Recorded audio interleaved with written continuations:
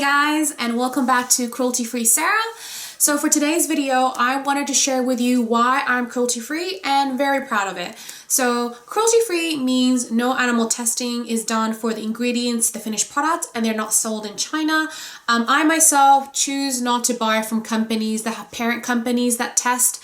I know there's many cruelty free bloggers out there who do. But because there's so many of you who do that, I feel like it doesn't give much attention to the ones that are exclusively cruelty-free. So that's why I support these companies more. There might be a few exceptions, but mainly that is the case with me. I went cruelty-free 2 years ago when I found out what MAC selling to China meant. So up until then, I thought MAC was a cruelty-free company, although, now I know Estee Lauder is, as their parent company, is not.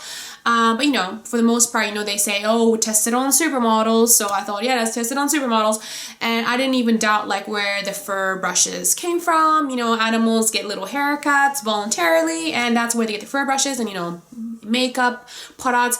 What do you mean they put them on animals? But anyway, once I found out that them opening stores all across China means that their products are now going to be tested on animals because China has to have mandatory animal testing, I was like, oh my god, this is just too much. It's basically changed everything for me. It was a very, very, very, very, very difficult decision for me to go and stop buying MAC products. I thought in the beginning, they're just a few things like lip liners, they have too many varieties. I can't go and find another brand, it's just too hard. But the more and more I researched, the easier it got. So I was able to part ways with MAC that I love so much, and I still do.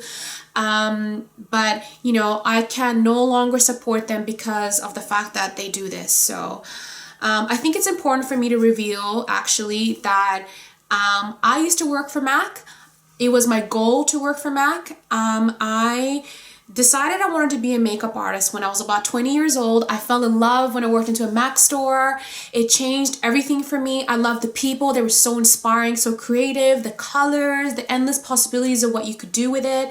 And I was a frequent shopper, always spending about $300 at a time, I would save, and every Christmas I would ask for, brushes from MAC, and it was, my dream to work there. So after I finished makeup school, I applied, and they have their very difficult 3 stages of interviews and trials before you can even get in, and I had the honor of working with them. And my time there was wonderful. The people there were so great at makeup, and they taught me so much. They were so patient with me, and I learned nothing at makeup school. Makeup school was crap, but MAC was wonderful.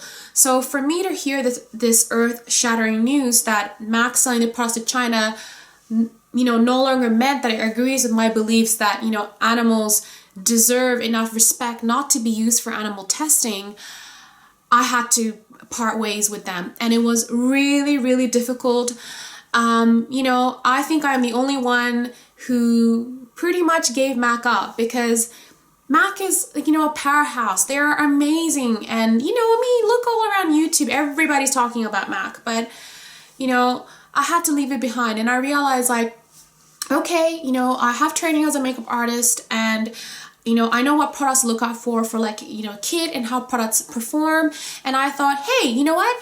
I could share that knowledge with you, but using cruelty-free products this time. So, all that time that I spent was not wasted. And, although it's a mix of really sad and, really happy memories, I know that I'm in the place I need to be right now to share this channel with you. So my goals for this channel is I would love to introduce more and more beauty related products, so hair, skin, and makeup products, including fur brushes as well, synthetic brushes, to make your journey into transitioning into cruelty free a lot easier. I want to do makeup tutorials using synthetic brushes and cruelty free products, so that these products perform really, really well.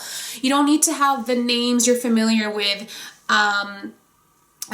to necessarily look great. So I want to share that. I want to share tips and tricks with you because I've acquired many, And there's some things I suck at. Like, I'm still learning how to do the perfect lip and all that kind of stuff. But we're all here to learn. We're all here to share everything that we know. So I'm not perfect, and I don't expect you to be. And I know that at times it can be really, really overwhelming. But I assure you that there is nothing really bad about going cruelty free, except that maybe in the beginning you might find that your friends and yourself might be sort of divided on that, because they haven't quite realized yet what animal testing actually is. But I wanted to stop there because I didn't want to do an overly long video, but this is sort of like my introduction into why I am this way, and one of the 2 videos I filmed today related to cruelty free stuff. So yeah.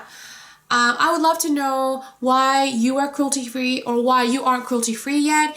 Don't worry, I'm not here to judge. I've been there. Things can be quite tough, but I'm here to support you and take care of you guys. So thank you so much for watching this video. Please like this video if you've enjoyed the content, and please subscribe if you like more videos like this related to cruelty free beauty. So thank you so much, and see you guys in the next video. Bye.